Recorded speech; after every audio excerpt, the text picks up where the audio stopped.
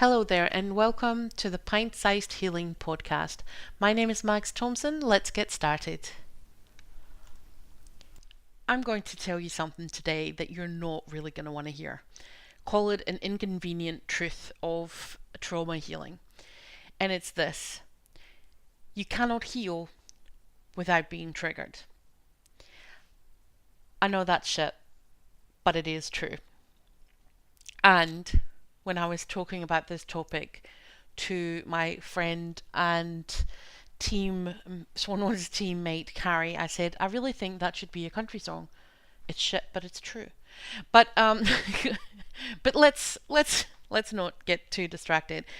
The fact is, we can't heal without being triggered, and the reason being that our triggers, the moments when we remember things that happened to us, when we feel the emotions that are linked to that, when we feel anxious, when we feel angry, when we feel sad, that's how we figure out where we still have healing to do, where what memories still need to be processed and worked through.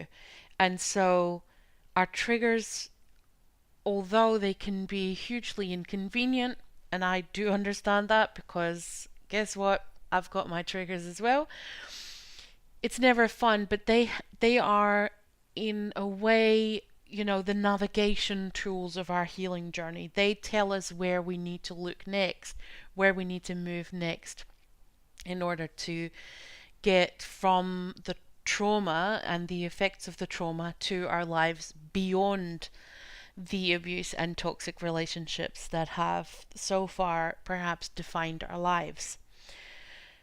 So I think it's really important that we learn to embrace those triggers, that we learn to be okay with the fact that we are being triggered, that we are, that we go through experiences that make us feel really raw. Because I think most of the emotions, and whether you're feeling anger or anxiety or or sadness, these are just, it's mostly just that feeling of being very raw. And and and maybe, or at least for me, a lot of times it's also that kind of not feeling in control of your own mind, that can be tough to accept. But learning to be okay with being triggered is important. We also then need to say, okay, so if we're going to be triggered, because that's the sat nav of healing, then we need to find ways that we can cope with those triggers. So, because life is still happening, right? The kids still need to have their breakfast, the bills still need to get paid, we still need to go to our jobs, and and be productive members of society to the best of our ability. But at the same time, we need to listen to our triggers and what they are telling us about our healing journey. So learning coping mechanisms, learning to maybe park the feeling for a little while, and that takes some practice. I know that. Um, you know, learning to um, learning to postpone, but also just to notice how you can make yourself feel safe again, how you can pull yourself from the memory that's being triggered back into the present moment. And I think that taking a deep breath often is the start of that process. It sounds like too simple to be true, but taking one or a few controlled breaths, and by controlled I mean focus, so don't try and kind of influence your breathing too much, but just notice that you're breathing. It kind of takes you back into the present moment, because a lot of times it's not, we are not actually in a dangerous situation, but our survival instincts are being triggered because of a memory to a time and a place where we didn't feel safe and we didn't feel balanced.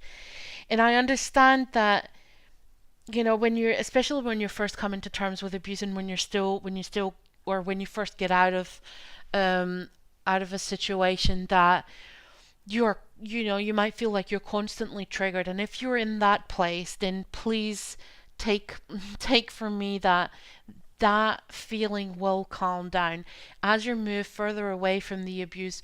You will learn better coping skills. You will feel um, less constantly in that kind of flight, fight, or freeze response that comes from having lived in survival mode for, months, years, half your lifetime, all of your lifetime, whatever is your specific situation.